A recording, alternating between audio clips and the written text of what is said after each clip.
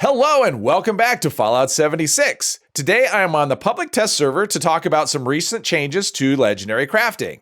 Now with the first version of the PTS, we got a legendary crafting overhaul and we just got another update and it has been changed quite a bit. So we are going to go over those changes. So the first change that we have has to do with legendary modules. So as it is in the live game right now, legendary modules are considered a miscellaneous item. And if you had them in, if your character was carrying them, you would see them in the miscellaneous tab. If they were in your stash box, they would be under the miscellaneous tab. So that has changed. Legendary modules are now considered junk. The weight hasn't changed. It's still 0.25 per module, but legendary modules are now considered junk, which if you have Fallout First means they can go in the scrap box. You can see right here, I have 264 legendary modules in this scrap box. So if you have Fallout First, that's great. You can take them out of your stash and reduce the weight there. If you don't have Fallout First, then this change really, it doesn't do anything. It's a neutral change. Another thing that's changed has to do with events. Legendary cores are not part of the new legendary crafting system. Legendary cores are just not a thing anymore, at least on the PTS. And so instead of events giving you legendary cores, they will now give you legendary modules.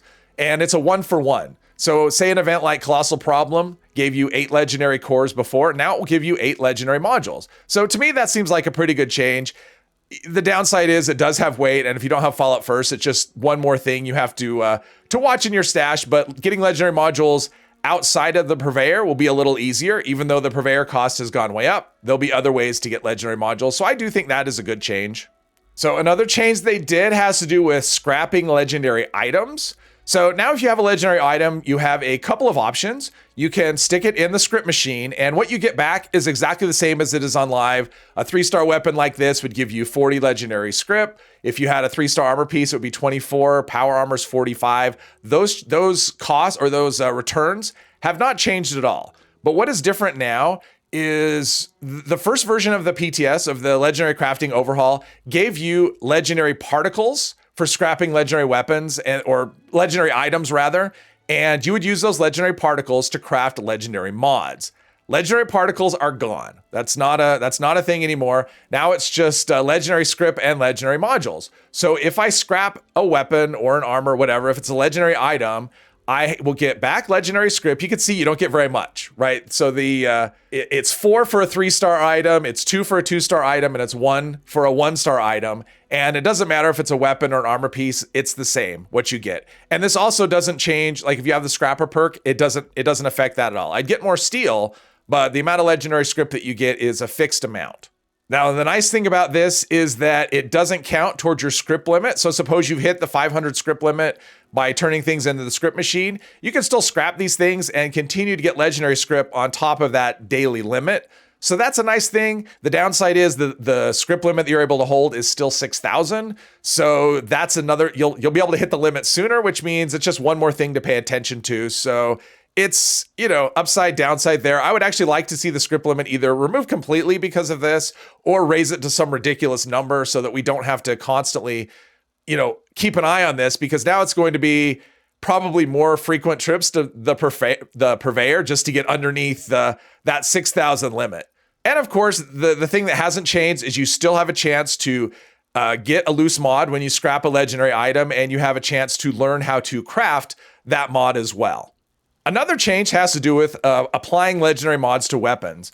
So this is a vampire's gun. So suppose I want to change that to gourmands. I have a gourmands mod and I want to apply that. It would cost me legendary script. The previous version of this system cost you legendary modules to do that. So the price has gone down a bit. Now it does go up every time you apply another custom mod to a weapon. So it starts at 10. This is one that I did a random reroll on it. So it's not, there are no custom mods on this one yet. So it starts at 10. That's as cheap as it can get. Now, as soon as you do that, it still becomes untradeable. That hasn't changed either. So once you start applying custom mods to things, they become untradeable. Now, if we look at this laser rifle, now I've only applied one mod to this. I applied the explosive. The other 2 stars were already on it. So this would be the second mod that I would apply if I were to change that. I'm not going to do it, but if I was going to do it, it would cost me 45. So it jumped from 10 to 45 just on the second custom mod that I added. And this keeps scaling up and up and up. I think it caps at some like 1,000 or something, like a really high number. So at some point you really get diminishing returns to, continually mod a weapon. At some point you probably just want, or armor. I mean, weapon or armor, the cost is the same. It doesn't matter if this is a weapon or an armor. The cost to apply the mods is the same. So at some point it becomes a better idea to just start over with something else rather than continuing to mod the same thing over and over again, because the cost really does escalate.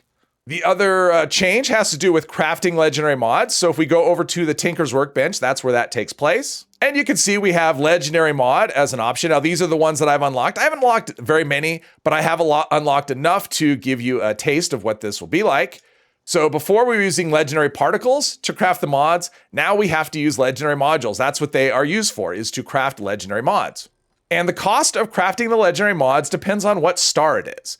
So a first star item or a first star mod costs you 15 legendary modules. And it's also, there's a chance, depending on what it is, it may require an additional thing. So for example, if you want to craft the Aristocrats mod, which is not something I've unlocked, so I can't show you, it would be 15 legendary modules, and it would also require a Cap's bobblehead. If you wanted to craft a cloaking mod, it would be 15 legendary modules and a stealth boy.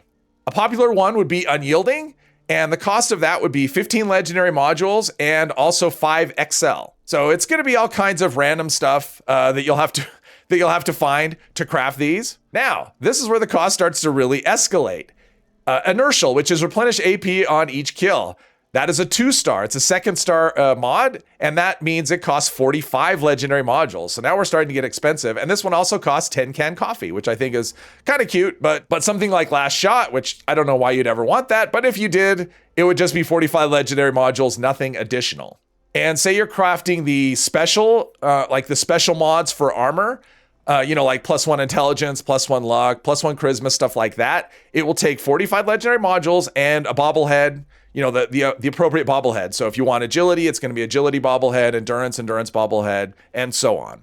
And so for a 3rd star, then the cost goes up again. So the only one I've unlocked is agility. So this would be for weapons only, because on weapons, a special is a 3rd star, on armor, it's a 2nd star, and they are not mix and match. They are different mods. So the cost is 90 legendary modules for this, and also an agility bobblehead.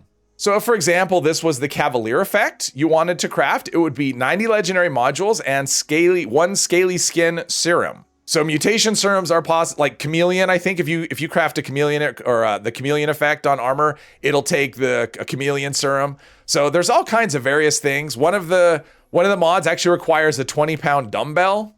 But for me, the eye-popping thing is just the amount of modules. I mean, 90 legendary modules, because they do cost 100 each. That's 9,000 script to craft one mod, which to me seems a tad on the high side. And legendary modules, of course, they're still not tradable. I would like to see that changed. I mean, that's a couple of adjustments I'd like to see. If this is a system we go with, I would like to see the cost of modules, the cost in modules, not to get them, but the cost, the crafting cost in terms of modules be reduced by quite a bit. And I'd like to see them tradable as well. That was the nice thing about the legendary particle system, is the particles were tradable. So if you say you knew somebody that knew a mod you wanted, you could just give them the materials very easily. They could craft it for you because the mods still are tradable.